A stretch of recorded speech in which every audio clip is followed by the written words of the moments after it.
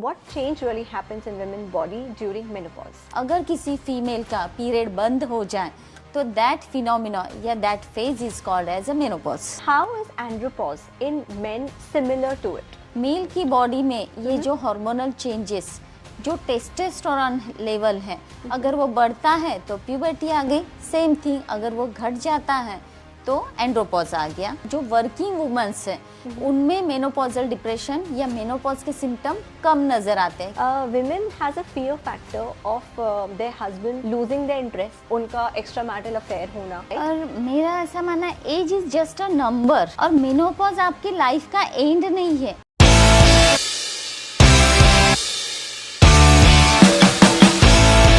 Hi, welcome to Lux Voyage Echoes podcast channel. Today we begin with hottest topic which we generally do not cover in our conversation, and we try to hide to discuss in publicly, openly.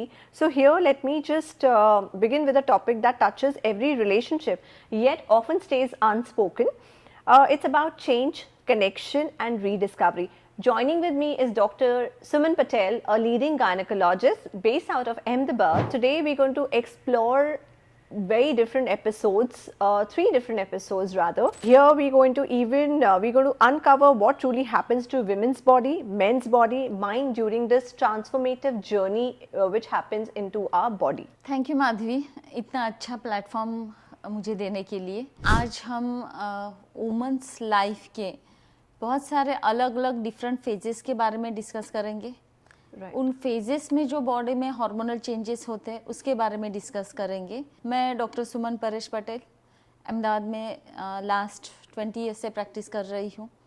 Mainly मैं obstetrics, gynaec, infertility and menopause counselling मेरी mastery है और मैं इस field में पिछले 20 साल से हूँ। तो Madhavi, once again thank you जो इतना अच्छा प्लेटफॉर्म इस मेनोपॉज और एंड्रोपॉज के बारे में डिस्कस करने के लिए मुझे प्रोवाइड करने के लिए, और होप कि हम इस टॉक के थ्रू बहुत सारे लोगों की लाइफ में चेंज ला पाए। Let's begin with our first episode, that is menopause and andropause, a parallel journey of relationship, change and health. Welcome to our show once again, Dr. Patel. I would like to begin with our first question. What change really happens in women's body during menopause? C Madhavi, menopause आज social media की वजह से काफ़ी discussed है। Right. लोगों को menopause के बारे में बहुत सारी चीज़ें पता हैं, लेकिन आज हम बेसिक बातें भी करेंगे जिसे टू द पॉइंट। मेनोपॉज मतलब क्या? मेनोपॉज मीन्स कोई भी जो फीमेल है जिसकी रिप्रोडक्टिव साइकिल जो स्टार्ट होती है, मतलब जो पीरियड स्टार्ट होते हैं, मेंसेस स्टार्ट होते हैं, Right. वो बंद होना। Correct. स्टार्ट हुआ मीन्स प्यूबर्टी, बंद हुआ मीन्स मेनोपॉज। Correct. मेनोपॉज में जो बॉडी में फीमेल्स की लाइफ में उसकी जो होल जर्नी है वो हार्मोन से ही रेगुलेट होती है। जो इस्ट्रोजन, प्रोजेस्ट्रॉन, FSH, LH जो बॉडी में हार्मोन्स हैं वो जब बढ़ते हैं तो प्यूबर्टी आ जाती है, जब बंद हो जाते हैं तो मेनोपॉज आ जाता है। Right. तो continuously over a period of 1 year अगर किसी फीमेल का पीरियड बंद हो जाए तो दैट फिनोमिना या that phase is called as a menopause. Right. Very informative. My second question would be, and how is andropause in men similar to it? Andropause and menopause both are vice versa terminology. Menopause is in female and andropause is in male. लेकिन regular concern और menopause जो और discussed आजकल social media की वजह से या awareness की वजह से होता है, उसकी वजह से मेनोपॉज के बारे में ऑलमोस्ट सभी को पता है। Right. लेकिन एंड्रोपॉज जो मेल का मेनोपॉज है Right. वो बहुत ही लेस डिस्कस्ड है या लेस प्रायोरिटाइज्ड है। Correct. बीइंग अ फीमेल, मैं तो हमेशा यही कहना चाहूँगी, जितना इम्पोर्टेंट या जितना परेशान करने वाला फीमेल्स में मेनोपॉज है उतना ही इम्पोर्टेंट और परेशान करने वाला मेल्स का menopause, that is called andropause. Male की बॉडी में ये जो हार्मोनल चेंजेस, जो टेस्टोस्टेरोन लेवल है, अगर वो बढ़ता है तो प्यूबर्टी आ गई। सेम थिंग अगर वो घट जाता है तो एंड्रोपॉज आ गया। यूजुअली फीमेल्स की मेनोपॉज की एज 40 टू 50 की होती है और मेल की एंड्रोपॉज की एज जो है 50 टू 60 के बीच में होती है. Understood. Again, this is very informative. For I'm sure my viewers would get a lot of clarity with the basic menopause and andropause. Ma'am, we would like to explore more about the mood swings. Generally, we talk about women mood swings during menopause, during cycles, during pregnancy. Does it even affect men during andropause? Yes definitely. Madhuri, हम क्या करेंगे, पहले female menopause के बारे में थोड़ी बात कर लेते हैं जी. और फिर साथ ही साथ में मेल मेनोपॉज के बारे Right. में भी बात कर लेते हैं. दोनों में female menopause and male andropause both are equal and parallel entity. Right. Same जो चीजें फीमेल की बॉडी में होती है, जैसे कि मेनोपॉज में फीमेल्स में सबसे पहले पीरियड इरेगुलरिटी होना, Right. Early delayed heavy menstrual disturbance, Right. और फिर धीरे धीरे ये मेंस्ट्रुअल डिस्टर्बेंस फिर बाद में जो और ऑफ वन पीरियड नहीं आता है तो फॉर 1 ईयर तो वो मेनोपॉज हो जाता है. Correct. तो फीमेल्स में hot flushes, period irregularities, mood swings, skin dryness, heart related problems, bones related problem, body एक, बैक एक, multi vaginal dryness, loss of libido या सेक्सुअल इंटरेस्ट जो होता है वो कम हो जाना.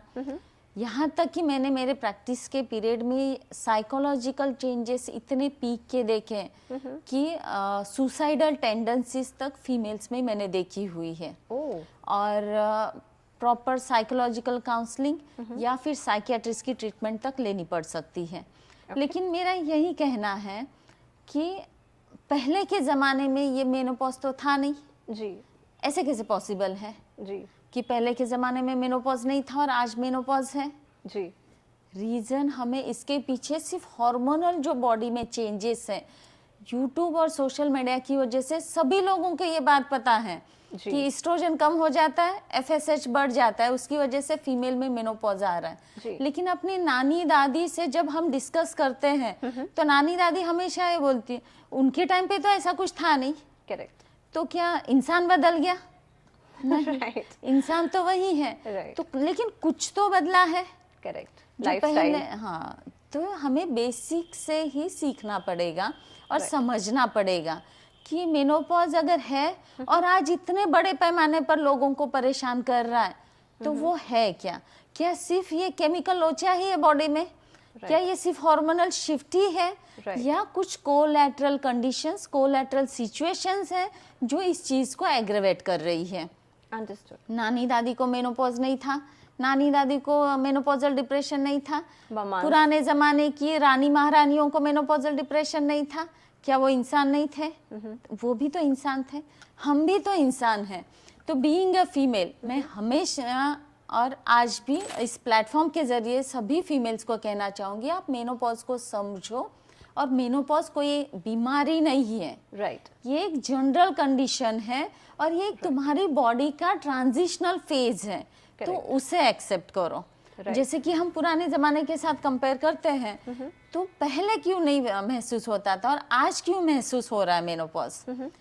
सबसे पहले तो stress, Right. Second thing lifestyle changes, third thing जो हम डाइट ले रहे हैं. चलो हम बहुत हेल्दी लाइफस्टाइल फॉलो, किसी को भी अगर हम सलाह देने जाएंगे नहीं हम तो बहुत हेल्दी, अरे आप हेल्दी डाइट फॉलो कर रहे हो लेकिन दूध में केमिकल है, सब्जी में केमिकल है, एनवायरनमेंट में केमिकल है.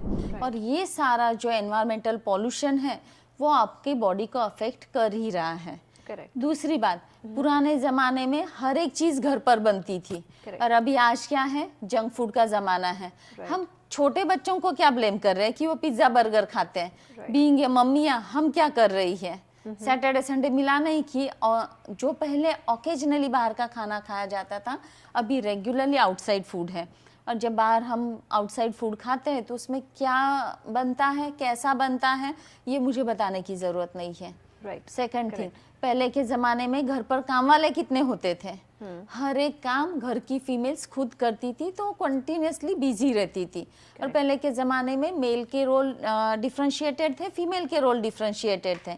आज फीमेल भी वर्किंग हो गई तो फीमेल को घर का भी करना है, बाहर का भी करना है, बच्चों का भी देखना है. Correct. उसी के साथ साथ जो फैमिली में न्यूक्लियर फैमिलीज का ट्रेंड चल रहा है। पहले सब जॉइंट फैमिली में रहते थे तो बात करने के लिए कोई तो था फीमेल के साथ। राइट। चलो हस्बैंड अगर दिन भर जॉब के लिए बाहर जा रहा है तो घर में उसके साथ सास होती थी, जेठानी होती थी, देरानी होती थी, ननद होती थी। मतलब पहले जॉइंट फैमिली में बहुत सारे लोग रहते थे तो कोई ना कोई कम्युनिकेशन होता था। फीलिंग तो एक दूसरे फीलिंग शेयरिंग, फिर वो गुस्सा है, प्यार है या कुछ भी है, बात करने के लिए कोई तो था। अभी क्या है, हम दो हमारे दो, और लेटेस्ट ट्रेंड तो हम दो हमारा एक, हो सकता है फ्यूचर में सिर्फ हम दो। और जब अगर हस्बैंड काम में बिजी है तो वाइफ अगर वर्किंग भी है तो भी उसको अगर कुछ शेयर करना है तो कहाँ शेयर करेगी। इसीलिए खास करके तुम देखना जो वर्किंग वुमेन्स है उनमें मेनोपॉजल डिप्रेशन या मेनोपॉज के सिम्टम कम नजर आते हैं। क्यों? क्योंकि वो वर्किंग है।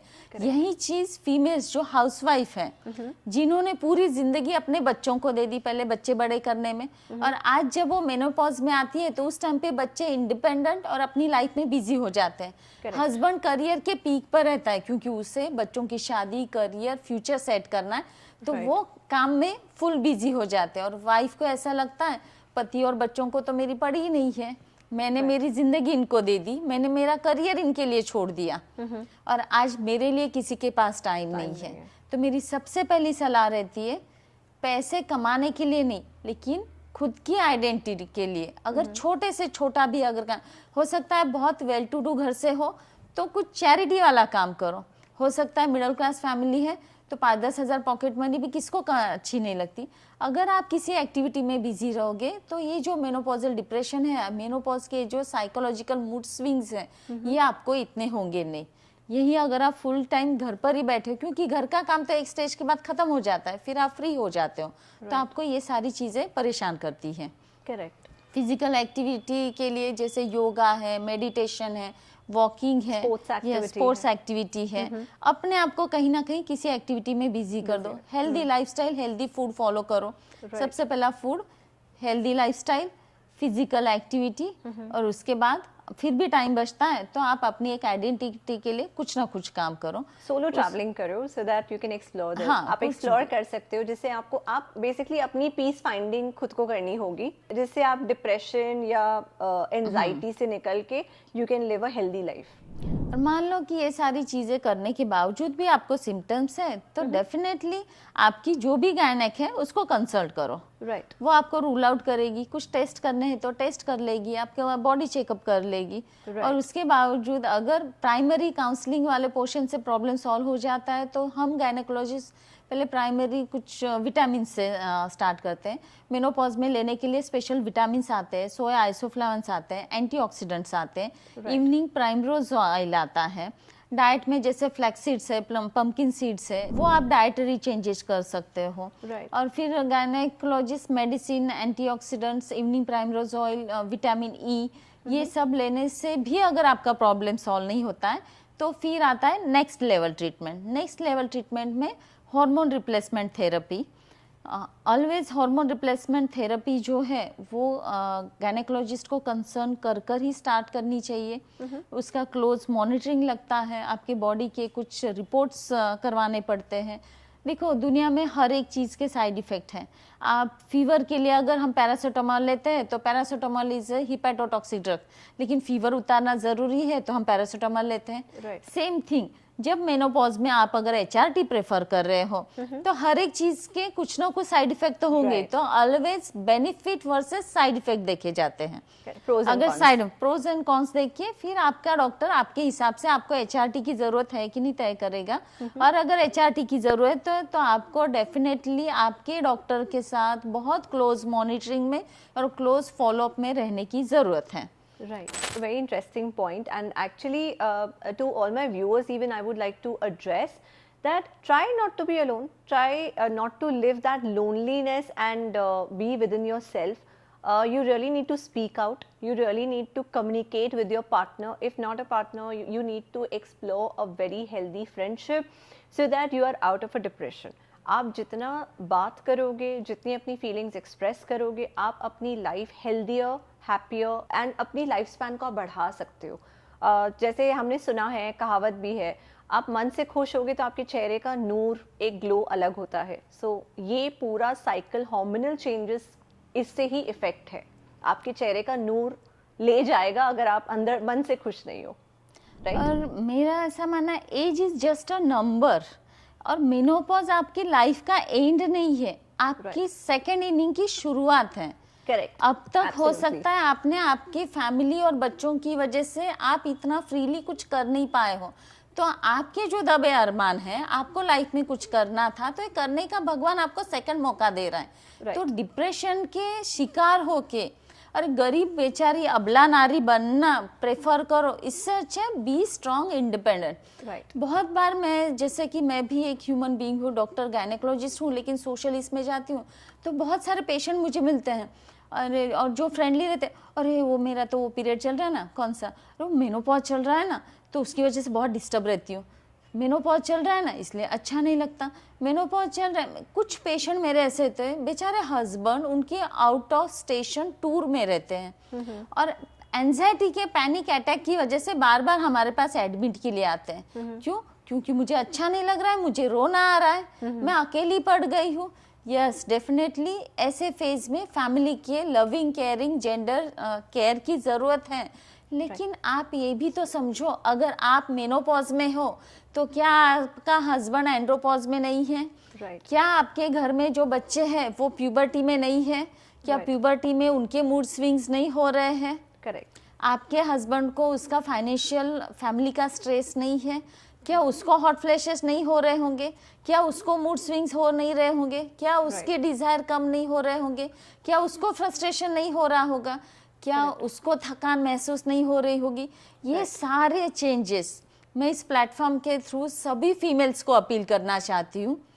Accepted, 100% accepted. मैं फीमेल हूँ तो हो सकता है मुझे भी ऐसे कुछ चेंजेस हुए होंगे, लेकिन एक ही चीज़ बैठकर सोचो, जिस फैमिली के लिए आपने पूरी ज़िंदगी दे दी, जिस फैमिली के लिए आपने आपका करियर सैक्रिफाइस कर दिया, जिस फैमिली के लिए आपने आपकी बॉडी का शेप तक चेंज हो गया, आपको मेनोपॉज में वेट गेन हो रहा है, तो ओके ये नॉर्मल फिनोमिनन है. आप समझो वेट गेन हो रहा है तो मैं क्या कर सकती हूँ जिससे मेरा वेट कंट्रोल में रहे, और स्लोली जो बढ़ा है वो घटेगा भी तो सही ना.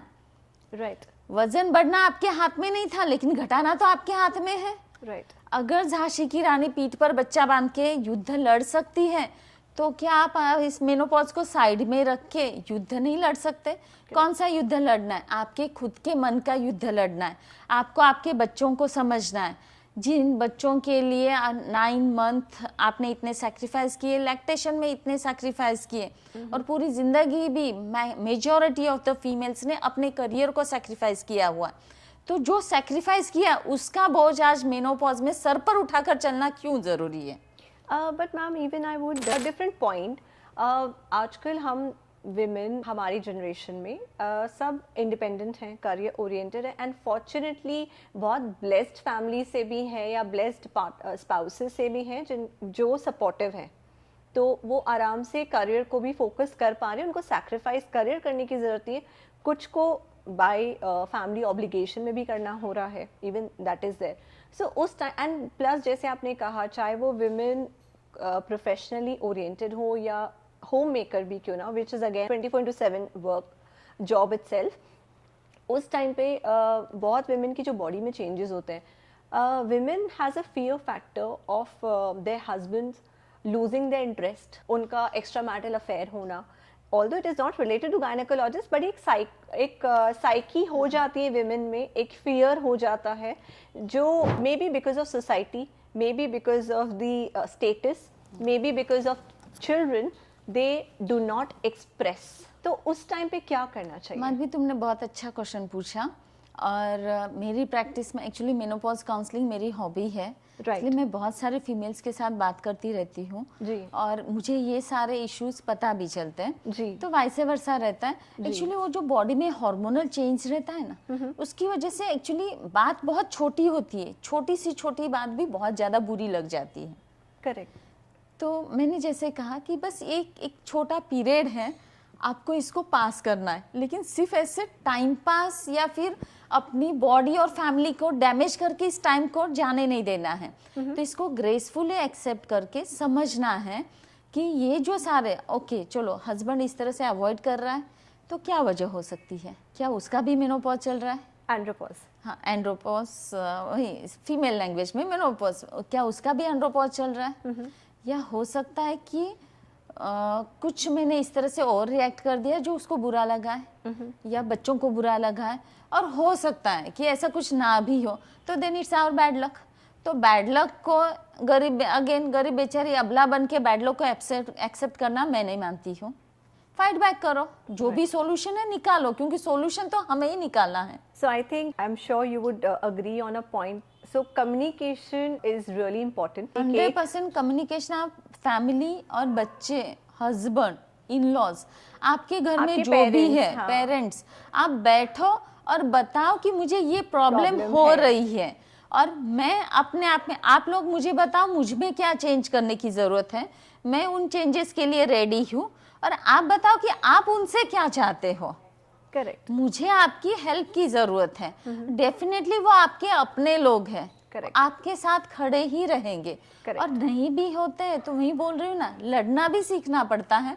पूरी जिंदगी पॉलिटिकली मैनेज किया, पूरी फैमिली को मैनेज किया, तो अब मेनोपॉज को नहीं मैनेज कर सकते, Correct. मेनोपॉज में फैमिली को नहीं मैनेज कर सकते। Correct. सबको प्यार से मैनेज तो किया जा सकता है, बस आपको सीखना पड़ेगा, थोड़ा बहुत पॉलिटिक्स सीखना पड़ेगा, थोड़ा बहुत Correct. So I think in many relationship people do not communicate. So communication is really important. Otherwise you can relate it with a terminite.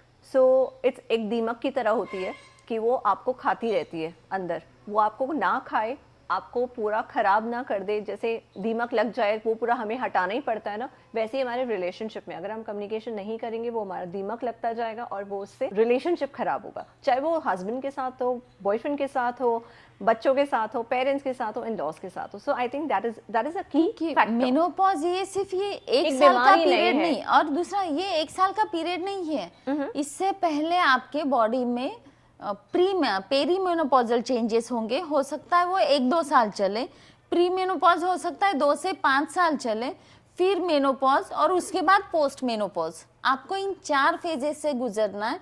तो ये जो ड्यूरेशन है 2 to 10 इयर्स का हो सकता है। करेक्ट। तो आपके जिंदगी जीने के 2 से 10 साल जो है, जो बहुत ही माइनर सा प्रॉब्लम है, उसके लिए हम हमारी जिंदगी के, हमारी फैमिली के, हमारे बच्चों के और हमारे प्यारे हस्बैंड के 2 से 10 साल कैसे वेस्ट कर सकते हैं। करेक्ट। सो मैम इसमें मेरा आपको क्वेश्चन ये होगा कि कपल्स क्रूशियल स्टेज जो दोनों की बॉडी के चेंज का होता है, कैसे अपने आप में रेक्टिफाई क्या करना चाहिए जिससे वो अपने रिलेशनशिप को रीडिस्कवर कर सके रादर देन ड्रिफ्टिंग अपार्ट। सबसे पहले तो मेल एंड फीमेल दोनों एक दूसरे को बहुत अच्छे से जानते हैं, तो उनको रिकॉग्नाइज कर लेना है, अरे मेरे सामने वाले पार्टनर का मेनोपॉज चल रहा है। दोनों में से vice versa, male female, menopause andropause खुद ही समझ लो। राइट। सिंपल से मैंने कहा ना, food changes, lifestyle changes, few medicines like vitamins, calcium, और उससे भी मेल में भी हार्मोन रिप्लेसमेंट थेरेपी आती है जो आपको एक्सपर्टीज के गाइडेंस में, और अगर आपको डिप्रेशन वाला पोर्शन ज़्यादा है तो psychological counselling and psychiatric treatment, ये लास्ट स्टेज है जो आनी ही नहीं चाहिए। Right. कोई भी कपल अगर बैठ के अपने पार्टनर का ये प्रॉब्लम समझने की कोशिश करता है, और टेम्पररी फेज है, इतने साल, अगर शादी के 20 साल के बाद ही तो मेनोपॉज आता है, यूजुअली जो 40, 50, 60 की एज है तब तक शादी के सबके 20-25 साल तो हो चुके रहते हैं। हैं। आजकल ऐसा भी होता है ना कि बहुत लोग पोस्ट अर्ली 30s या अर्ली 40s में या 35 लेट 35 में मैरिज करते हैं, मैरिज हो रही है, तो उनके लिए मतलब बहुत ज्यादा, मतलब इट्स नॉट इवन 10 years या मे बी, लेकिन फिर अभी देखो शादी तो हो गई है, राइट, इसी पार्टनर के साथ रहना है, राइट, तो इमोशनल अवेयरनेस, हाँ, फिजिकल अवेयरनेस, सिचुएशन को समझना, और एक दूसरे के प्रॉब्लम और एक दूसरे की तकलीफ को अगर पार्टनर नहीं समझेगा तो कौन समझेगा। करेक्ट। और चलो घर में अगर वाइफ का मेनोपॉज चल रहा है तो डेफिनेटली बच्चे, हस्बैंड, सबको समझना है कि ये इसका टेम्पररी पीरियड है, इस टाइम पे ये गुस्सा ज्यादा कर रही है, इसके मूड स्विंग्स है, छोटी सी बात पर गुस्सा हो जाती है, छोटी सी बात पर रो लेती है, तो थोड़ी देर के लिए समझ लो उसे। इससे ही को रिलेटेड क्वेश्चन होगा, तो कपल्स को अपनी physical intimacy without feeling awkward और कैरिंग एनी गिल्ट, तो उनको कैसे इसे मैनेज करना चाहिए? सेम थिंग, एक दूसरे से बात करके ये प्रॉब्लम सॉल्व होता है। Right. फीमेल्स में भी फिजिकल इंटीमेसी की रिक्वायरमेंट कम हो जाती है और सेम थिंग मेल में भी कम हो जाती है। करेक्ट। फीमेल का रीजन एस्ट्रोजन और एफएसएच लेवल का जो इम्बैलेंस है उसकी वजह से, vaginal dryness. Same thing male में भी ड्राइनेस वाला इशू रहता है और टेस्टोस्टेरोन लेवल कम होने की वजह से उनकी भी उस टाइम पे रिक्वायरमेंट कम हो जाती है। Correct. लेकिन दोनों की लाइफ में ये टेम्पररी फेज रहता है और इस चीज़ को कपल बैठ के बात करके ही इस प्रॉब्लम का सोल्यूशन निकाल सकते हैं। Before we close on this episode, what is आप ऐसा कौन सा एक पॉइंट हमारी ऑडियंस से शेयर करना चाहेंगे जिससे वो अपने पार्टनर को भी इमोशनली, मेंटली, फिजिकली समझ सके, सपोर्ट कर सके, एट द सेम टाइम जो ये ड्रिफ्टिंग अपार्ट का एक नया ट्रेंड है उसे हम स्टॉप कर सकते हैं? How can we support them? Menopause एक कोई परमानेंट बीमारी नहीं है, ना ही तो ऐसा कोई सिचुएशन है जिसका कोई इलाज नहीं है। Right. मेनोपॉज, एंड्रोपॉज आपके बॉडी के चेंजेस हैं और वो आपके वो सबसे प्यारा जो इंसान है उसमें हो रहे हैं। ऐसे टाइम पे आपके लाइफ पार्टनर को सबसे ज़्यादा ज़रूरत है और ये प्रॉब्लम आप ही समझ सकते हो, या तो फिर वो वाइफ हो या हस्बैंड हो। और जिंदगी एक ही है। Correct. हाफ जिंदगी जाने के बाद जो पूरी जिंदगी स्ट्रगल कर लिया, देखो गोल्डन स्पून वाले, सिल्वर स्पून वाले बहुत कम लोग रहते हैं।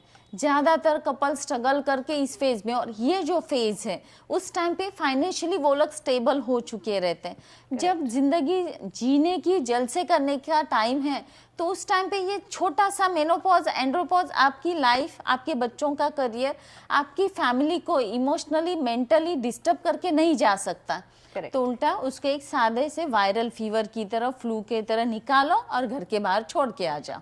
और हस्बैंड वाइफ का और बच्चों के साथ सब फैमिली का बॉन्ड इतना स्ट्रांग बनाओ कि कोई भी इमोशनल डिस्टर्बेंस आपकी फैमिली में एंटर ही ना कर सके। Right. फिर उसके बाद आपकी डॉक्टर तो है ही। Absolutely, absolutely. हम आपके लिए बैठे ही है। आपकी जिसके पास डिलीवरी हुई है, आप छोटे मोटे गायनेक प्रॉब्लम के लिए आपके गायनेक के पास जाते हो। डेफिनेटली अगर आपसे प्रॉब्लम सॉल्व नहीं हो रहा है तो एज ए कपल आप आपके गायनेक के पास जाओ, आपकी गायनेक को बता हम फेस कर रहे हैं, हमें टाइम चाहिए आपका। डेफिनेटली आपका डॉक्टर आपको टाइम भी देगा और सॉल्यूशन भी देगा। और 100 ये ऐसा प्रॉब्लम है जिसका 100% सॉल्यूशन है और हैप्पीली निकाल सकते हैं हम। It's spreading awareness, of course, to everyone, and men and women, please make a note. It's not any disease. It is just a phase. मैं personally आप लोगों से कहना चाहती हूँ कि आप उस दिन को याद करो, the day one you actually had confessed your feelings to your partner because of one reason. वही reason से अपनी relationship को survive and sustain करिए। हम चाहते हैं कि आप हमारी audience को puberty के बारे में थोड़ा brief explain करें। सी माधवी, फीमेल्स की बॉडी में पूरी उसकी जो होल लाइफ है वो हार्मोन से कंट्रोल होती है। करेक्ट। कोई भी फीमेल्स हो या मेल हो, सबकी मतलब Right. दोनों की बॉडी हार्मोन से कंट्रोल होती है। Right. और अलग अलग लाइफ के फेजेस के अलग अलग जो हार्मोनल लेवल है Right. उससे वो फेजेस तय होते हैं। जैसे कि किसी चाइल्ड का, फीमेल का बर्थ हुआ तो बर्थ से लेके प्यूबर्टी तक का एक वो चाइल्डहुड वाला फेज होगा। फिर चाइल्डहुड से लेके प्यूबर्टी आएगी, प्यूबर्टी के बाद एडोलेसेंस आएगा, एडोलेसेंस में प्रेगनेंसी, लैक्टेशन, और एडोलेसेंस के बाद आएगा मेनोपॉज। मेनोपॉज के बाद अगेन जो जेरेट्रिक सेनल चेंजेस है। राइट।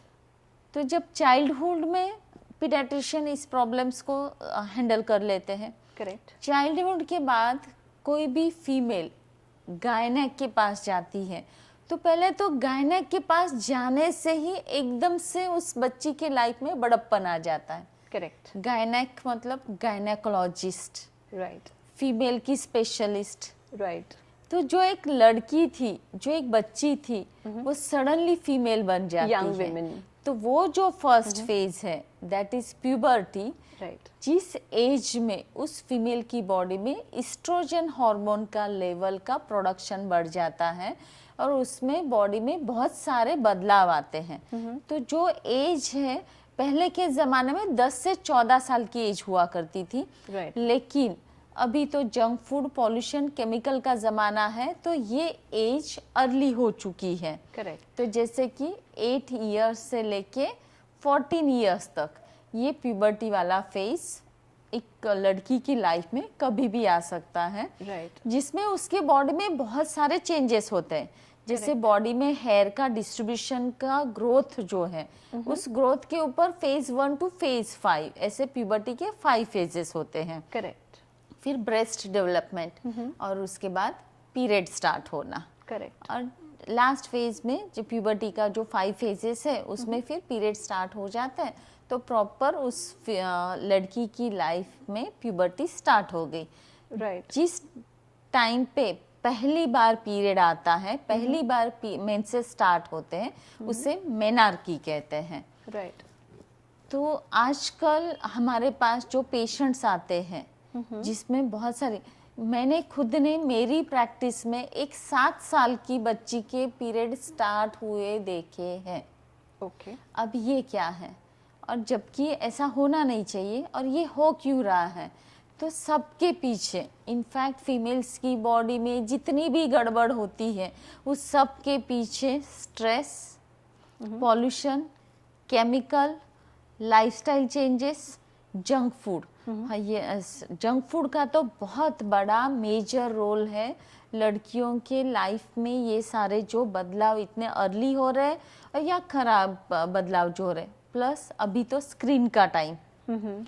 हमारे ज़माने में भी मोबाइल नहीं था माधवी, करेक्ट, लेकिन आज के ज़माने के बच्चों के हाथों में स्क्रीन है, फिर वो मोबाइल हो, टीवी हो, लैपटॉप हो। राइट, ये सारी चीज़ें उन बच्चियों की लाइफ पर और उनके हार्मोनल बैलेंस पर अफेक्ट कर रही है। और वही वजह है कि ये पीरियड जो मेनार्की अर्ली स्टार्ट होना या प्यूबर्टी अर्ली होना, और अगर प्यूबर्टी अर्ली आ रही है तो डेफिनेटली मेनोपॉज भी अर्ली आने ही वाला है। Correct, absolutely, you are right. तो ये सारी जो, अगर प्यूबर्टी उस लड़की की अफेक्ट हो गई, अर्ली प्यूबर्टी आई है, Right. और मान लो उस लड़की ने टाइमली ऑन टाइम जो शादी की एज, ऐसे कोई शादी की देखो एज फिक्स नहीं है, लेकिन पुराने ज़माने में 20-22 साल में लड़कियों की शादियां हो जाती थी। Right. अब नहीं होती है क्योंकि करियर प्रायोरिटी हो चुकी है। Right. तो इसलिए मम्मियों को खास करके ध्यान रखना है आपकी लड़की के लाइफ में ये प्यूबर्टी का फेज कब है। इस प्यूबर्टी में मैंने जैसे कहा, hair distribution, breast development, period और प्लस इमोशनल चेंजेस बहुत सारे होते रहते हैं। आजकल के बच्चे इन प्रॉब्लम, हमारे ज़माने में इतना स्ट्रेस नहीं था, आजकल के बच्चों को बहुत टेंशन है, पढ़ाई का टेंशन है, कंपटीशन, इतनी खराब कंपटीशन नहीं थी, बेचारे बच्चे शांति से सांस भी नहीं ले पाते, और ऊपर से फिर प्यूबर्टी के हार्मोनल चेंजेस की वजह से, फिर वो लड़कियां हो या लड़के हो, सबको प्यूबर्टी के हार्मोनल मूड स्विंग्स है ही। तो ये पेरेंट्स की जिम्मेदारी में आता है, आप आपके बच्चों को समझो और उनके ये बदलाव वाले फेज में उनके साथ रहो। और अगर आपको किसी भी स्टेज पर तकलीफ लगती है तो आप आपके पीडियाट्रिशियन या गायनेकोलॉजिस्ट से कंसल्ट करो। राइट, इसका एक्सपर्ट आपको बहुत अच्छे से गाइड कर पाएगा। मैं रेकमेंड करूंगी healthy lifestyle, minimum junk food, minimum screen time, right, और पेरेंट और बच्चे दोनों एक दूसरे को समझो और मिलकर इस प्रॉब्लम का सॉल्यूशन निकालो। I think this is very informative, early stages, but yeah, it's really very informative. And in fact, to all my audience, I would like to really address, since we know and we have been listening a lot either from the doctors or a psychologist or a holistic therapist, anybody, our lifestyle, unhealthy diet is, and a screen time and a lack of communication is actually is a key reason for all the disturbance which we are facing in our respective life. So I think we know the solution, we have the solution handy, and plus we have everything handy in terms of we are just a call away to reach the consultant or the doctors or a family member, in fact, so that we can get rid of these issues, right? So I think this is very informative information which we are discussing today.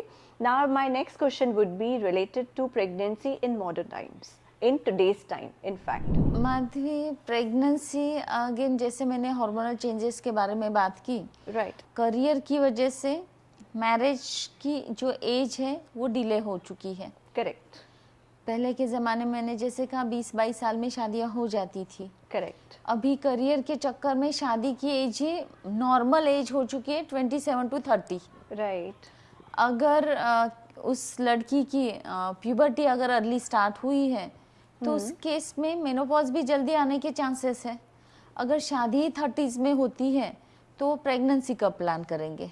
Correct. तो इसलिए हर एक चीज़ के बारे में थोड़ा positively सोचने की ज़रूरत है। Right. और चलो किसी वजह से लेट मैरिज हुए भी है तो इमिडिएटली आप आपके गायनेक को कंसल्ट करके प्रेगनेंसी प्लानिंग के बारे में डिस्कस कर लेना चाहिए। और उस हिसाब से जो भी प्री प्रेगनेंसी काउंसलिंग है, प्री प्रेगनेंसी चेकअप्स है, कुछ ब्लड टेस्ट होते हैं जैसे हम थैलेसीमिया थायराइड के टेस्ट करते हैं। Right. वो टेस्ट का blood group thalassemia thyroid sugar diabetes ये बेसिक टेस्ट है, वो कर लेने चाहिए। वो टेस्ट करके आपका जो भी प्रेगनेंसी प्लानिंग से रिलेटेड आपको गायनेक को कंसल्ट करके उनके अंडर गाइडेंस में उसके बारे में अवेयरनेस ले लेनी चाहिए। Right. I think again this very informative. Ma'am, my next question would be C-section versus normal delivery or a natural delivery, because अभी हम देखते हैं C-section के cases बहुत हाईली राइज्ड हो गए हैं। इन दोनों में डिफरेंस एंड कंट्रोल कैसे किया जाए सी सेक्शन?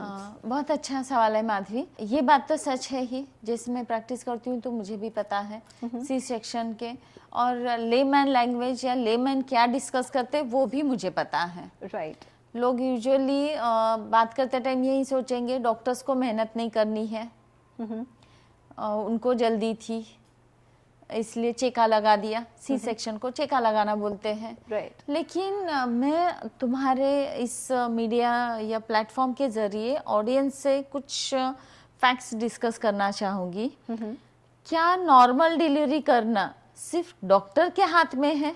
Right. और अगर डॉक्टर के हाथ में होता, ऐसी कोई जादू की छड़ी होती हम डॉक्टर्स के हाथ में, तो हम तो हर पेशेंट के ऊपर ऐसे घुमा दिया, ये जादू की छड़ी घुमाई और ये बच्चा आ गया, राइट, नॉर्मल डिलीवरी हो जाती। नहीं है ना ऐसे। हम डॉक्टर्स आपको नॉर्मल डिलीवरी के लिए हेल्प कर सकते हैं, करेक्ट, सपोर्ट कर सकते हैं। नॉर्मल डिलीवरी तो पेशेंट को ही करवानी रहती है। करेक्ट, दर्द किसे सहन करना है? पेशेंट को सहन करना है। राइट, जब डिलीवरी हो रही रहती है तो बच्चा किसे पुश करना है? पेशेंट को ही पुश करना है। राइट, और डॉक्टर को सामने खड़े रह के सपोर्ट करना है, जो भी एक्स्ट्रा मेडिसिन देनी है जिससे ये प्रोसेस इजी है, ये काम है डॉक्टर का। लेकिन अभी होता क्या है, और चलो हम सिर्फ डॉक्टर और पेशेंट को ब्लेम नहीं करेंगे, हम इसकी इटियोलॉजी स्टार्टिंग से समझते हैं। पुराने ज़माने में घर का सारा काम घर की फीमेल्स, माँ और जो लड़की है वो मिलके करती थी। अभी जैसे ही प्रेग्नेंट हुई नहीं कि घर के लोग पहनते या बड़े बुजुर्ग ये प्रेगनेंसी रिलेटेड क्लासेस या एक्सरसाइज के क्लासेस ज्वाइन करवा देते। अरे 30 साल आपने पेल्विक फ्लोर की कोई एक्सरसाइज की नहीं है, राइट, 30 साल आपने आपकी बॉडी को श्रम नहीं दिया है, राइट, 30 सालों तक आपने आपकी लड़की के शरीर को कष्ट नहीं दिया है। करेक्ट, और डिलीवरी एक पुनर्जन्म है।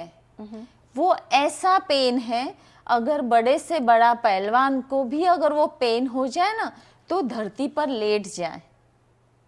ये एक रीनल स्टोन के पेन में किस तरह से इंसान मछली की तरह तड़पता है, वो उसी फ्रीक्वेंसी का पेन है। वो पेन उस फीमेल को उस लेबर पेन के मतलब वही अगर अच्छे से, हाँ, एक हार्ट अटैक के पेन में जो कुछ सेकंड, कुछ मिनट या कुछ घंटे के लिए रहता है तो इंसान मर जाता है, राइट, वही पेन है लेबर पेन। राइट, और उस फीमेल को 5 घंटा, 10 घंटा, 12 घंटा या 24 घंटा सहन करना है। अब वो पेन सहन करने के लिए क्या वो फीमेल की बॉडी कैपेबल है? राइट, क्या उस पुराने, अभी हम एक्सरसाइज के क्लासेस में जाते हैं और चक्की पीसने की एक्टिंग करते हैं, और पुराने जमाने में सच में चक्की में आटा पीसा जाता था। राइट, अभी pregnancy related pregnancy classes, exercise classes में जाके या जिम में भी जहाँ पे जो भी एक्सरसाइज के क्लासेस है वहाँ पे जाके बैठ के पोता मारने की एक्टिंग करते हैं। अभी जमाना है मैजिक मॉप का। राइट। और चलो मैजिक मॉप भी तब हाथ में आता है वो डंडा कि जब काम वाली नहीं आई है। राइट। आपने आपके शरीर को किसी भी फेज में कष्ट दिया ही नहीं है और एंड टाइम में डिलीवरी के टाइम पे आके आप उम्मीद करते हो कि डॉक्टर वो जादू की छड़ी घुमा दे। राइट। वो बेचारी के पेल्विक फ्लोर वाले एक्सरसाइज कराए नहीं है, उसके पेल्विस का एंगल चेंज हुआ ही नहीं है, उसको बियर डाउन करना पता ही नहीं है। मैं देखती हूँ माधवी, लड़कियां इतनी ऑड बिहेव करती है। वो जो गायनेक कंसल्टेशन रहता है या जो एग्जामिनेशन प्रोसेस है उससे वो लड़कियां गुजरी ही नहीं रहती है। करेक्ट। तो एंड टाइम में डॉक्टर क्या करे? बच्चे पर रिस्क ले या जोर जबरदस्ती से डिलीवरी करवाए। राइट। तो उसमें माँ और बच्चा दोनों को रिस्क है। करेक्ट। फिर आजकल ये जंक फूड और पेस्टिसाइड की वजह से एंड टाइम में लाइकर का कम होना, तो उसकी वजह से पानी कम हो जाता है। तब भी हम लोग नॉर्मल डिलीवरी कैसे कर पाएगा डॉक्टर? ये सारे प्रॉब्लम्स पहले के ज़माने में इतने नहीं थे। आज के ज़माने में ये प्रॉब्लम बहुत है। लड़कियां लेबर पेन टॉलरेट नहीं कर पाती है, लड़कियां गायनेक एग्जामिनेशन टॉलरेट नहीं कर पाती है, लड़कियां लेबर पेन में कोऑपरेट नहीं कर पाती है। राइट। और फिर हम डॉक्टर्स भी तो स्मार्ट होते हैं, जब हम पेशेंट को एग्जामिन करते हैं हमें पता चल जाता है इस पेशेंट की कैपेसिटी कितनी है। करेक्ट। और फिर हम क्या करेंगे? रिस्क डॉक्टर ले, हमें 0% रिस्क चाहिए। अच्छा हुआ तो भगवान की वजह से हुआ, बुरा हुआ तो डॉक्टर, हॉस्पिटल और नर्स ने केस बिगाड़ दिया। करेक्ट। सिंपल लॉजिक है। कोई भी कॉम्प्लिकेशन होता है, मैटरनल या फीटल मोर्टेलिटी होती है, तो लोग सिंपल कहते हैं डॉक्टर ने नस आड़ी काट डाली या सिस्टर ने नस टेढ़ी काट डाली। अरे वो जो डॉक्टर सर्टिफाइड डॉक्टर है उसको नस ही काटनी है तो सीधी ना काटे, आड़ी क्यों काटेगा? जबकि उसको पता है कि नस आड़ी काटने से पेशेंट मर जाएगा। तो नहीं, ये सिचुएशनल प्रॉब्लम रहते हैं। तो ये जो सी सेक्शन बढ़ रहा है इसमें एक्चुअली लोगों को अवेयरनेस की जरूरत है और इसमें पेशेंट और डॉक्टर बॉन्ड वो बहुत जरूरी है। इसलिए 9 मंथ तक टाइम टू टाइम डॉक्टर को कंसल्ट करना और लड़कियों को what is normal labour, video देख के नहीं पता चलेगा, आपको फैक्ट को समझना ही पड़ेगा। ये पुनर्जन्म है। तो ये एक ही तो चीज है माधवी जो हम औरतें मर्दों के मुकाबले अलग करती है और ये एक ही वजह से माँ का दर्जा हमेशा बाप से ऊपर है। बेचारा बाप भी तो मेहनत करता है। इनफैक्ट डिलीवरी के बाद, बच्चा पैदा करने के बाद हमारा ऐसा कौन सा एक्स्ट्रा ऑर्डिनरी, वो बेचारा फादर इतना मेहनत करता है, मजदूरी करता है, सब कुछ करता है, लेकिन फिर भी क्रेडिट तो माँ ही लेकर जाती है ना। क्यों? क्योंकि ये चाइल्ड बर्थ वाला जो प्रोसेस है, सच में ऐसा पेन नॉर्मल इंसान को मिल जाए तो इंसान मर जाएगा, लेकिन माँ तो नहीं मरती ना, माँ तो जिंदा रह जाती है ना। तो अब हम लोगों को ये समझना है सी सेक्शन बढ़ रहा है और सी सेक्शन को अगर कम करना है तो सिर्फ डॉक्टर जादू नहीं कर पाएगा। टाइम टू टाइम डॉक्टर के पास कंसल्टेशन करना पड़ेगा, टाइम टू टाइम मेडिसिन खानी पड़ेगी, आयरन, कैल्शियम या और सपोर्टिव जो मेडिसिन हम देते हैं, सप्लीमेंट्स, वो कंपलसरी है, वो लेने ही पड़ेंगे। आपको आपके बॉडी का स्टैमिना बढ़ाना ही पड़ेगा, आपको एक्सरसाइज करनी पड़ेगी। और मैं सबको ये सलाह देना चाहूँगी, प्रेगनेंसी के 9 महीने एक्सरसाइज के पीछे मत पड़ो, पहले से ही अपने शरीर को स्ट्रांग रखो। इतने स्ट्रांग रहे, अपनी नानी दादी कैसे 5 से 10 बच्चे पैदा करते थे, आज हमें पैदा नहीं करने इतने, लेकिन उतना 10 बच्चे पैदा करने के बाद भी आज की तारीख में भी घर में अगर रसोई है तो आराम से 20-25 लोगों की रसोई बना सकती है नानी दादी। तो हम फीमेल्स को अपने शरीर का ध्यान रखना है, प्रोसेस को समझना है और हमारी बॉडी को इतना हेल्दी बनाओ कि अरे डॉक्टर क्या सिजेरियन करेगा, डॉक्टर से पहले ही नॉर्मल डिलीवरी हो जाएगी। राइट। सो मैम, इसमें मेरा क्वेश्चन आपको होगा अगेन, जैसे आपने करेक्टली कहा, बिकॉज हमारे पेल्विक सपोर्ट नहीं करते, स्टेमिना नहीं होता उतना। सो अभी जो अगर हम अभी से वाया दिस एपिसोड, अगर हमें we have to make a difference, तो उसमें हमें क्या on a daily basis incorporate करना चाहिए जिससे before a couple plan a pregnancy और अ चाइल्ड और अ फैमिली, सो हम स्ट्रॉन्ग रहें. स्ट्रॉन्ग यही अपनी बॉडी का फिजिकल स्टेमिना बढ़ाना बहुत जरूरी उसमें है. मैं आपका ये नहीं बोल रही हूँ योगा- कल से घर का काम खुद करो, राइट. लेकिन अगर आप घर का काम नहीं, आप वर्किंग हो, आपके पास टाइम नहीं है, तो आपको आपके बॉडी को स्ट्रॉन्ग तो बनाना ही पड़ेगा. अच्छा हेल्दी फूड खा के. जंक फूड से ना तो न्यूट्रिशन मिलेगा, ना तो बॉडी को एनर्जी मिलेगी. तो हेल्दी खाना खाओ, रोटी सब्जी दाल चब्बी फल फ्रूट सब कुछ खाओ. राइट. और प्लस आपको आपकी डेली रूटीन में एक्सरसाइज वाला पोर्शन रखना ही पड़ेगा. और जैसे ही आप कंसीव हो जाते हो, आप डॉक्टर को 100% सबमिट कर दो. आप डॉक्टर के 100% सबमिशन में चले जाओ और प्रेगनेंसी वाले प्रोसेस को समझो. टाइम टू टाइम जो भी स्कैन कराने स्कैन कराओ, जो ब्लड टेस्ट कराने ब्लड टेस्ट कराओ.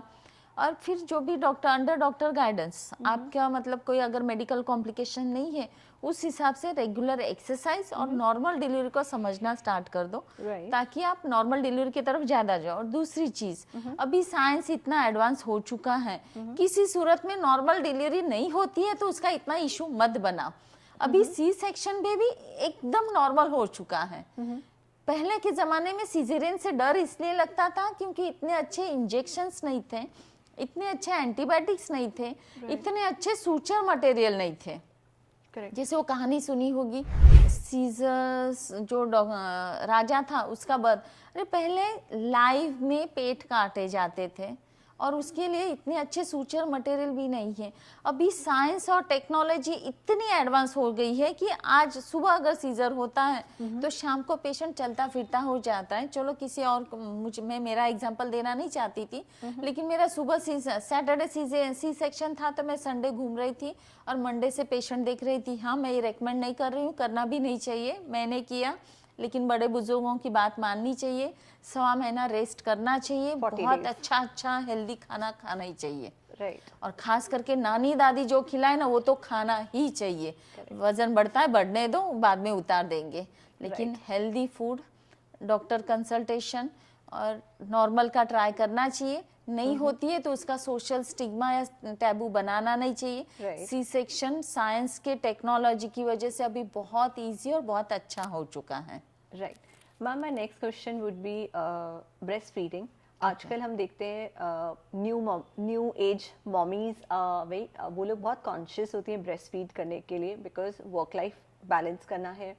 प्लस अभी as per the government 6 months maternity leave मिलती है, बट दे आर टाइम्स की कोई वर्क प्रोफाइल ऐसी होती है जो जिनको 6 मंथ्स भी नहीं मिलता. तो उस टाइम में क्या करना चाहिए? बिकॉज एंड ब्रेस्ट फीडिंग कितने ड्यूरेशन तक, मतलब एक होता है ना इम्पॉर्टेंट है, क्योंकि बहुत लोग अपना ब्रेस्ट फीड करने के लिए मिल्क सेव करके फ्रिज में रख के चले जाते हैं.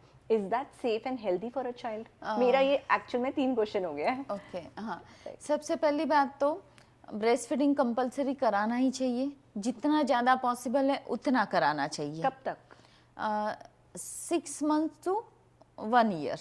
ओके. एब्सोल्यूट ब्रेस्ट फीडिंग मतलब सिर्फ और सिर्फ ब्रेस्ट फीडिंग 6 मंथ तक. ओके. 6 मंथ के बाद ब्रेस्ट फीडिंग के साथ साथ top solid feed, soft feed, solid liquid semi solid top feed, ये सब स्टार्ट होता है. लेकिन कुछ लोगों की मजबूरी रहती है, जो जैसे तुमने कहा कि सबको 6 मंथ की मैटरनिटी लीव मिलती नहीं है. Right. और काम करना पड़ता है. तो फिर डॉक्टर के गाइडेंस में सॉल्यूशन निकालने पड़ते हैं. आप टॉप फीड दे सकते हो, सेफ है, लेकिन हाइजीन का ध्यान रखना पड़ता है. Right. आप अगर हाइजीन मेंटेन कर पाओ और मजबूरी में आपको अगर टॉप फीड स्टार्ट करना पड़ता है 6 महीने पहले तो कर सकते हो. But up to 6 month absolute breast feeding ही होना चाहिए. ब्रेस्ट फीडिंग करवाना ही चाहिए. बहुत सारे लोग बॉडी का शेप ये चेंज हो जाता है, नहीं ब्रेस्ट फीड करवाते हो तो आपको ब्रेस्ट कैंसर के अगेंस्ट में प्रोटेक्शन मिलता है. राइट. तो इसलिए breast feeding is good for health. And ma'am, जैसे ब्रेस्ट फीडिंग के टाइम पे मिल्क हम सिक्योर करके फ्रिज में रख के जाते हैं फॉर किड्स, ताकि उन्हें ब्रेस्ट मिल्क ही मिल सके.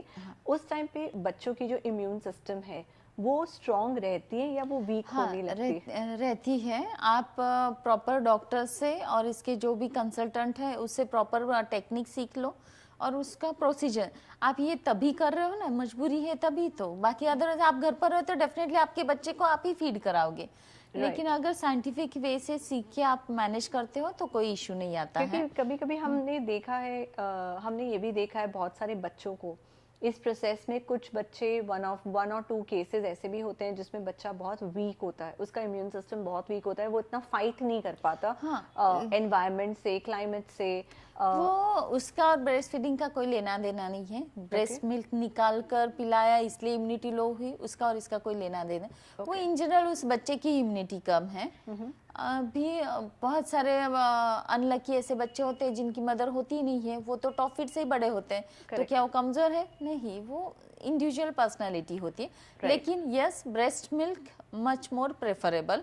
First choice is breast milk, वो भी डायरेक्ट मदर के थ्रू। लेकिन किसी मजबूरी की वजह से डायरेक्ट मदर उस टाइम पे ब्रेस्ट मिल्क नहीं दे पा रही है तो आप ब्रेस्ट मिल्क निकाल के भी दे सकते हो। ब्रेस्ट मिल्क अवेलेबल नहीं है तो टॉप मिल्क भी दे सकते हो। अगेन इस दौरान जब भी ये लैक्टेशन का जो पीरियड है, मैं एक बहुत इम्पोर्टेंट बात बताना चाहूंगी। आजकल की न्यू जनरेशन में कैलोरी कॉन्शियसनेस बहुत ज्यादा है। लेकिन मैं सलाह देना चाहूंगी आप 100% नानी दादी वाला नुस्खा अपनाओ। नानी दादी वाला डाइट पैटर्न अपनाओ और अच्छे वेट गेन होता है तो होने दो। जो भी ये लोग ड्राई फ्रूट्स, गूंद, व्हाटएवर डिलीवरी के पुराने ज़माने के अपने डाइट फूड है, दी बेस्ट डाइट फूड है।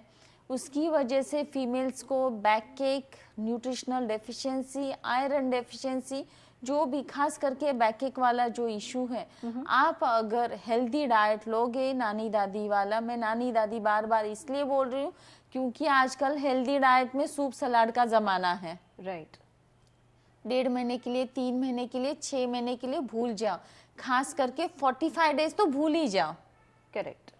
बहुत सारे डाइटिशियंस है जो अच्छे अच्छे डाइट चार्ट बना कर देती है, लेकिन माधवी इन जनरल पब्लिक के लिए ये पॉसिबल नहीं है।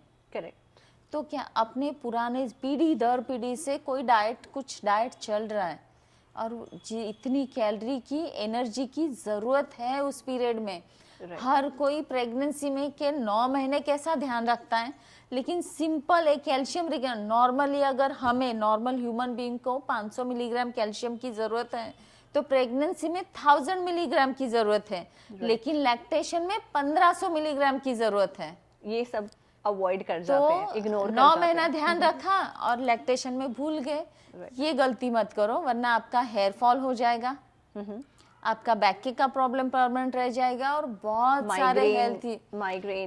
सारे हेल्थ इश्यूज परमानेंट रह जाएंगे। Delivery is a rebirth of woman. जब आपका रीबर्थ हो रहा है तो आपको आपके न्यूट्रिशन का और कैलोरीज का ध्यान रखना बहुत ज़रूरी है। तो पुराने ज़माने में अपनी नानी दादी ने पीढ़ी दर पीढ़ी से जो डाइट फॉर्मूला चल रहा है, जो डाइट बनाया हुआ है, दी बेस्ट है। तो दबा के खाओ, कैलोरीज का और वेट गेन का ध्यान मत रखो। वजन तो बढ़ना ही बढ़ना है, आप नहीं खाओगे तो भी बढ़ेगा। और वजन नहीं बढ़ता है तो आपको चिंता करने की जरूरत है। तो खा लो ना, 1.5 महीना, 3 महीना जो भी अच्छा हेल्दी डाइट खा लो और बाद में एक्सरसाइज करके उतार दो। अभी इस प्रोसेस में ये जो हीलिंग है आपके बॉडी का, उस टाइम पे आपने जितना अच्छा खाया होगा वो आपको आगे चलकर बेनिफिट ही देगा। बाकी अदरवाइज आपका हेयर फॉल होना ही होना है, बैक एक होना ही होना है, आपकी एनर्जी और आपके हेल्थ प्रॉब्लम्स होने ही होने हैं। तो आपको वीकनेस, थकान, ये सारे प्रॉब्लम हो जाएंगे। साथ ही साथ में घर के डाइट के साथ साथ डॉक्टर जो आपको प्रिस्क्राइब आयरन, कैल्शियम हम लोग देते ही हैं। लेकिन अगर सिर्फ गोलियां खाने से जिंदगी चलनी होती तो हम खाना ही नहीं खाते ना। तो इसलिए डॉक्टर की मेडिसिन तो खानी ही है, उसके साथ साथ आपको हेल्दी डाइट भी लेना है। Correct, absolutely. आई थिंक ये हमारे पूरे उसको कवर करता है। तो मैम इस टाइम पे हार्मोनल चेंजेस जो होते हैं एंड जो रिलेशनशिप होते हैं, इसको आप कैसे माधवी, बहुत ही अच्छा ये भी क्वेश्चन पूछा। एक्चुअली लैक्टेशन में या पोस्ट डिलीवरी, पोस्टपार्टम डिप्रेशन भी बहुत कॉमन हो चुका है। तो अगेन सबको, फैमिली को भी समझना है और उस पेशेंट को भी समझना है कि ये नॉर्मल फिनोमिना है। ये बच्चे को रात रात, और खास करके वर्किंग वुमेन्स के साथ ये पोस्टमार्टम डिप्रेशन बहुत होता है। तो आप इस प्रोसेस को समझो, आपकी डॉक्टर की हेल्प लो, राइट, और सब कुछ सॉल्व हो सकता है। एक ही बात याद रखो कि हमारे मम्मियों ने हमें पैदा किया और बड़ा किया ना, तो हमारे बच्चे भी बड़े होने हैं। राइट, आपको नहीं फा रहा है ना, तो कुछ चैलेंज आ रही है, किसी बड़े बुजुर्ग से या डॉक्टर की हेल्प से इस प्रॉब्लम को सॉल्व करो। राइट, तो आजकल ये पोस्टमार्टम डिप्रेशन बहुत कॉमन हो चुका है, जो with the concern and care of family and doctor easily manage किया जा सकता है। जिसको भी ये पोस्टमार्टम डिप्रेशन हो रहा है, मैं उसे सलाह दूंगी कि आप बात करो, आपकी डॉक्टर से बात करो। आपकी डॉक्टर और आपकी फैमिली आपको 100% इस प्रॉब्लम के सॉल्यूशन देंगे। तो ये मैनेजेबल है, लेकिन हाँ बहुत बढ़ भी रहा है। Now we're going to begin with our rapid fire question. My first question to you would be one myth about women's health you wish everyone would stop believing. Take care of yourself, Right. and don't ignore any symptoms, like if it's related to menses or white discharge, The most underrated sign women ignore about their health. backache, any lump in breast or white discharge or period irregularities, all are important. Right. A morning ritual every woman should follow. Yoga and exercise, if possible walking also. Right. A red flag in gynecological health no one should overlook. Bleeding problem and breast lump. Right. If menopause had a tagline, what would it be? It's start of your second inning, so accept it gracefully. One thing men should understand about women's health. Timely diagnosis and concern about the complaint of your partner. A common mistake women make during their 40s and 50s. Ignore their genuine problems and complaints, like white discharge, breast lump. Right. If emotional health had a prescription, what would be on it? Understand your partner. Right. The secret to aging gracefully. Communication with your partner and family. Right. A message for women who feel disconnected from their bodies. Follow healthy lifestyle and healthy food. Okay. Your final one-line advice to women everywhere. There should not be I in our family. It's always we. Husband and wife both are we, and along with their kids, family is us. So Right. no one is superior, no one is inferior. All are equally important. In fact, मैं खुद ऐसा मानती हूँ, मुझसे पहले वो, मुझसे ज़्यादा इम्पोर्टेंट वो सब। Okay. तो मेरी लाइफ में मेरे बच्चे और मेरे हस्बैंड फर्स्ट प्रायोरिटी, और वो मुझसे पहले हैं। Right. और मैं बड़ा तू बड़ा नहीं है, मेरे लिए तो वो मुझसे बड़े हैं, और वो जितने बड़े होंगे उतना मैं हैप्पी हूँ। Right. Very informative and emotionally connected.